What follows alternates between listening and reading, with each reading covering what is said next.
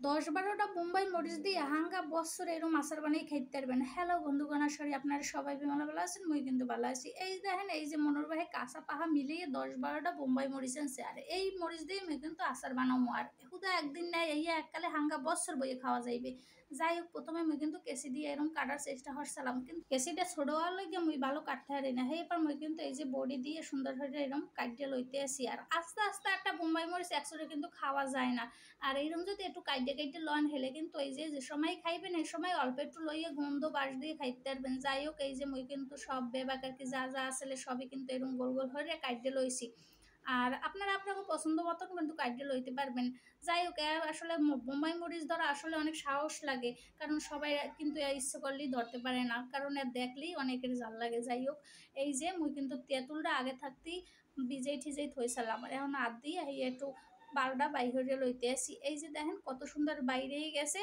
আর এখন একটা বান্ডে এক পাশে থুয়ে দিতে আসি, আর এই পাশে যে বোম্বাই মরিচ কাইটে কুইটে মুই থুয়ে দিয়েছিলাম, ওই বোম্বাই মরিচের মধ্যেই কিন্তু মুই এখন মশলা দেবো। এই যে কিন্তু এই যে প্রথম একটু হলদির গুঁড়া, লবণ আর একটু ধনিয়ার গুঁড়া এই দিয়ে এরপর মুই কিন্তু মাহাইয়া 10 মিনিটের লেগে থুয়ে দিতে আসি। আর এইরকম মাহাই থইলেই ভালো হইবে, সব মশলাপাতি মানে মরিচের গায়ে ঢুকে যাইবে আর ভালো হইবে। যাই হোক, এই যে চুলাটারে ধরাইয়া আচারে মশলা ভাজিলাম। প্রথমে মুই একটু কয়টা সাইড দে গোড়া সাইড আর কি শুকনো মরিচ একটু টাইলে লইতেছে। এইটা কিন্তু এই যে ধনিয়া দিতে আছে, গোড়া ধনিয়া, এই ধনিয়া দিলে আসলে ইয়ার গন্ধ বা সবচেয়ে আরো বেশি ছড়ায় আর খাইতেও ভালো লাগে। যাই হোক, এখন একটু পাঁচফোড়ন দিয়ে বই কিন্তু এই যে লাড়ি চেড়ে লইছে। আর শেষ পর্যায়ে আমি কিন্তু কালা হরু দিয়ে দিতে আসি, অল্প একটু টালমু, বেশি টালে কিন্তু তিতো হয়ে যাইবে। এই যে মোর কিন্তু টালাটুলো হয়ে গেছে, এখন একটা ভান্ডে থুয়ে দেবো।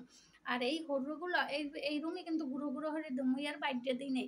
যাই হোক, এই যে মোর টালা টোলার পরে আমি কিন্তু ওই একই কড়াইতে গরম তেল দিয়ে দিতে আসি। যে গরম হয়ে গেছে সেই সময় কিন্তু এই রসুনগুলো আবার দিয়ে দিতে আসি। রসুনটা একটু হালকা একটু ভাজা ভাজা যে সময় হয়ে যাইবে সেই সময় কিন্তু এই যে তেঁতুলের কাঠ বাই করে থুয়ে দিয়েছিলাম, সেই তেঁতুল দিয়ে দিতে আসি। আর এই আচারটা কিন্তু ঝাল হইবে না, এই যে তেঁতুল দিতে হইবে বেশি হইয়া।